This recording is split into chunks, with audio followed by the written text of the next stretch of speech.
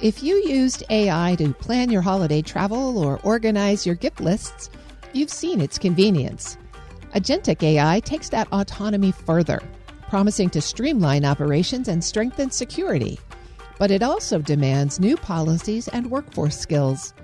Jason Oxman, President and CEO of the Information Technology Industry Council, explains what government must do now to prepare. Jason, thanks so much for joining me. Well, thank you. It's great to be with you. The Information Technology Industry Council, or ITI, has a new paper out, Understanding Agentic AI. Help us with the basics there. What is the difference between Agentic AI and some of the most common AI tools we're all familiar with, ChatGPT and its partners? Well, Agentic AI is the next generation of AI, if you will. Agentic refers to the use of an agent, and an agent is someone who does something on your behalf. So when we talk about Agentic AI, essentially what we're saying is giving the AI some autonomy to help you as the human user of AI to accomplish a task. So, for example, you can set your Agentic AI to perform a task for you that you otherwise might have to do yourself. Telling the Agentic AI, for example, I want to go travel somewhere. The Agentic AI can go search out different travel options, book some tickets for you. You can set the level of autonomy that it has. But the general idea of Agentic AI is it is out there using the AI tools to perform a task on your behalf. And your paper argues that AI can boost productivity, streamline processes, and enhance security. So beyond me using it to put my Christmas shopping list together or book my airline tickets, tell us more about how it can be used in a more particular business sense, I guess. I think that's a great way to think about it. The business sense uses of AI are ones that we think of as enhancing productivity for the human beings that are involved in a particular task. The best example I like, and this applies to both the private sector and certainly to government, is in customer service use cases. If you're, for example, filing a claim with the VA because of an insurance event or because of the passing of a veteran, you're going to need to call somebody to get some help. And a lot of that help that you're going to need is in very basic tasks. The VA has a lot of information about service records, but it doesn't necessarily have all the information you need to process the claim. Agentic AI can help by telling the agent, here's what I'm doing, here's what I'm trying to accomplish on behalf of someone.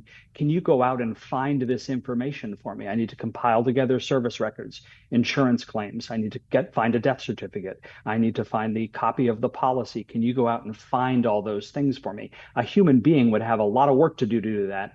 AI can help. And then the human being can focus on the more complex and more important tasks, not those kind of rudimentary tasks that AI can help with. So that's a good example of a business use case for AI. So that sounds like it's a bit more extensive and involved than a chatbot that we might all sort of be familiar with. And you gave there a VA claim example.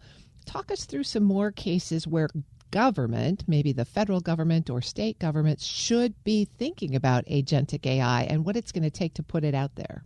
Yeah, and you're right to highlight that this is a little different than the usual use cases that we think of with ChatGPT or Gemini or Claude or any of the other GPT-oriented AIs that we use for various tasks. What the government can do with AI is very different, and I think very exciting. And I think about this in the public sector arena in particular. Think about how public sector procurement works. The United States government is the single largest purchaser of information technology in the world.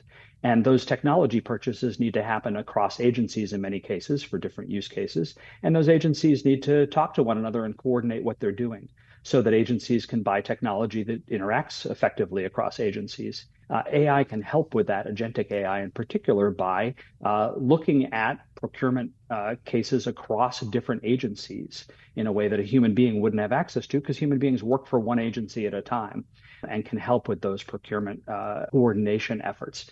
We also see the government using AI across use cases where consumers need to access information. Tax information is a great example.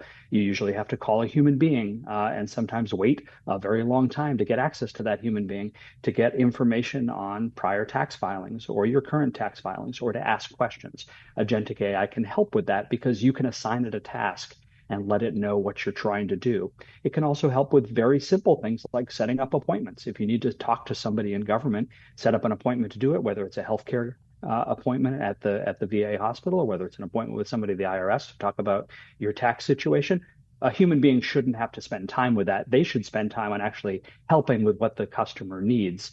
The agentic AI can do the things that are pretty basic, like setting up those appointments. So these are all the kind of use cases that we see. They're really about improving efficiency of employees. I'm speaking with Jason Oxman. He's president and CEO of ITI. Jason, you gave a couple of different examples there, some that are customer facing or citizen facing, some that are back office, internal work. But when the government takes on agentic AI, does it face any particular risks or challenges compared to, say, private sector? I think the government's primary challenge is with the customer data that governments have. Governments have a lot of information about us, and a lot of that information is sensitive information. And we want to make sure that information is protected. So I think that's a challenge, certainly in the private sector, but it's highlighted particularly in government because government just has a lot more information about us. And that's not to say that that information isn't useful and shouldn't be deployed on our behalf, but we want to make sure when agentic AI is accessing information that's protecting the personal information that we all have. You're a former government employee. I'm a former government employee. They have a lot of information about us. We want to make sure it's protected. That's one thing. A second thing is cybersecurity. There are a lot of bad actors out there that really want to access information. And in some cases, AI can help the criminals in that use case. We've seen recently, for example, a lot of fraud that retailers are facing, AI being used to trick customer service representatives into providing refunds to AI, not to actual human beings. So cybersecurity is a second big area. And the third area is the usual challenge of government, which is making sure that government agencies talk to each other. IT modernization is a big theme that we talk about at ITI, and it's because government systems are old, they're antiquated, they don't do a good job of interacting with one another. So we really want to make sure that government updates systems to get the best value out of IT investment. One of the other things that your paper brings out is the need to train the workforce for this revolution in operations. What are some of the most critical recommendations that you have for government workforce training?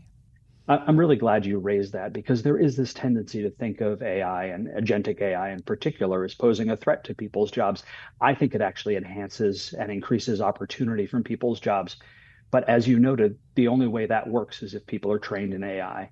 So the way I like to frame it is AI is not going to take anybody's job. It's only going to take a job of somebody that doesn't know how to use AI from somebody else that does know how to use AI. And that's what we need to make sure we focus on, training the workforce on how to use it. So in the same way that government workers have over the last decades and even centuries had to adjust to new technologies, learning how to use the internet, and learning how to use email, you go farther back, learning how to use typewriters and phones. And all of those technologies have improved the efficiency and the effectiveness of the government workforce. But we need to do training. So we need to make sure that the tools are available to government workers so that they know how to use them, they can make use of them, and they can improve the way in which they provide value to their employers, the American people, by using those tools. AI policy has been a bit of a flashpoint lately as the federal government and state governments debate who should be in charge of it and how centralized we should make it. Your paper recommends developing a national AI strategy and updating government IT infrastructure to prepare for agentic AI. What would you put at the top of the list for policymakers and legislators as they move into this agentic AI timeframe? Top of the list is absolutely a national strategy. And the reason I say that is technologies do not recognize state borders. We want to make sure that there aren't 50 different regimes governing the adoption of AI. And the threat of that is that technology will not work as effectively in some states as it will in others if different regulatory regimes are adopted. So the reason we really emphasize the importance of a national AI strategy is because we want one strategy. Everyone knows what the rules are. Everyone knows what protections are in place. And that is of primary importance to ensure the success of AI. And then within that national strategy, protection of data, a national privacy law, which is something we also don't have in the United States, is really important to ensure that everyone is protected in the way that they want their data to be safeguarded. We need cybersecurity measures to make sure that AI is protected from foreign intrusion and from criminal intrusion. All of this really needs to happen at the the federal level. And as you noted, it hasn't happened at the federal level yet. So we're really urging Congress to make this a priority, the Trump administration to make this a priority so we get that national roadmap in place. And then federal agencies and operations can adopt AI, knowing what the rules of the road are, and deploy them on behalf of citizens, knowing that they're protected. The president has issued an AI policy or strategy. What needs to be added to that to complete the picture that you're describing? Yeah, the president has adopted that national AI strategy, and we're strongly supportive of it. It's a great looking document. It's a great strategy. It has a lot of things to do and accomplish, and a lot of different federal agencies are looking at different pieces of implementation. The things that we think are really important to focus on certainly is having Congress adopt a national AI law that replaces the possibility of 50 different state laws. But also there's a lot of implementation work to be done within government. NIST within the Department of Commerce, for example, is working very hard on adopting AI standards so that there are voluntary consensus-driven industry standards in place for the adoption of AI. So again, we know what the rules of the road are. That's really important. We're also seeing a lot of work being done on driving energy policy that will power data centers, that will make AI even more productive. That's in the AI strategy that the president adopted. That's really important.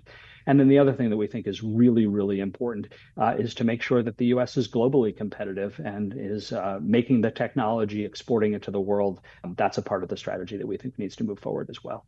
I've been speaking with Jason Oxman. He's President and Chief Executive Officer of the Information Technology Industry Council. Thanks so much for joining me. Thank you. We'll post this interview at federalnewsnetwork.com/Federal Drive. Listen to the Federal Drive on your schedule and on your device. Subscribe wherever you get your podcasts. Sean O'Keefe, former Navy Secretary, NASA Administrator, and senior leader across multiple presidential administrations, reflects on the principles that shaped his long federal career. In this episode of Lessons in Leadership, he joined Shane Canfield, CEO of WEPA, to discuss motivating teams through uncertainty, leading across agencies, and staying rooted in mission during times of public scrutiny and change. Hello, and welcome to the Lessons in Leadership podcast. I'm your host, Shane Canfield, CEO of WEPA. Today, I'm honored to be joined by Sean O'Keefe, former NASA Administrator, former Deputy Director of the Office of Management and Budget, former Secretary of the Navy, former Comptroller and CFO of the Defense Department, and Professor Emeritus at Syracuse University's Maxwell School of Public Affairs. Welcome, and thank you for joining. Well, thank you, Shane. Delight to be with you. Appreciate it very much. What first drew you into public service, and when was it evident to you that leadership was an important part of the roles you played? Well, I grew up around the public service. My dad was a career naval officer. He was a submariner, and we lived all over the place throughout the country. And as a result, I got an up close and personal understanding through him, as well as through all the folks he associated with and the environments he was working in, just what the extraordinary value is of public service and what is it that would motivate people to want to be engaged in it and to be really involving themselves in what is something larger than themselves. And the only place that is really formulated properly is within the public sector and the public service. That again is the beneficiary or the beneficiaries are the citizens of the nation, the community, and the region in which you live. Did you think about leadership early on, saying I need to be a great leader and therefore I'm going to learn how to do it, or did you just naturally evolve into it? Any thoughts on that? I guess it evolved by the great good fortune of being witness to several really extraordinary leaders, people who really did take the initiative to engage others in the task, to pull together and motivate folks to really contribute their very best to achieve an outcome. And I saw the value of that on multiple occasions and found that was the primary ingredient, the trait, the characteristic that needed to be exhibited is the fundamentals of leadership in moving everyone engaged towards a common objective. You have served under several presidents Can you talk a little bit about that? What were there challenges to overcome, or were you away from politics so you didn't get? Talk about that a little bit. How does it differ as you serve through a transition, or does leadership stay the same? Oh no, it's it's really critically important in transition cases, to be sure. But the two presidents that I served in their administrations were President George H.W. Bush and President George W. Bush in two different eras, obviously. But as a consequence, that was the closest I came to understanding the nature of the individuals who were in that ultimate leadership capacity, and their capability to motivate. Both of them were just extraordinarily inspiring people who motivated everybody to be part of the solution. But most importantly, they also had a capacity of really designating what needed to be done. And you knew that they were perfectly prepared to do it themselves. And that made the task that much more achievable. There were several different circumstances, and understanding what the objectives of the senior leadership are all about. You've worked for different kinds of organizations, political administrations, and then government departments, agencies, and then private sector, and now academia. How does that affect your leadership style? Or do you find that leadership, the core tenets of leadership, are applicable no matter what the organization you find yourself in and having to lead? It doesn't matter where you are, that the core leadership characteristics are the same? Are they different? Are you adapting? Well, there's a common myth in my judgment, and I'm probably the minority view of this in the academic field of public management. That common myth is that you can't apply the same principles in the public sector that you do in the private sector. Yeah. I never found that to be an impediment. Okay. It was always a circumstance where, strategy, the focus on the talent, people engaged, the process to going through decision making, the integrity imperative that must be there in order to demonstrate the absolute conviction of what's intended here, as well as the moral standing of what it is you're attempting to achieve. All those factors are very much the same. It's going to have its nuances, and there are very distinctive, differentiators within those organizations and those sectors.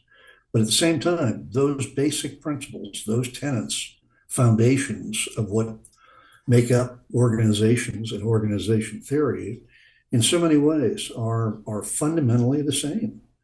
And how you employ those may be slightly nuanced to match the condition, but they all are imperative in the same direction.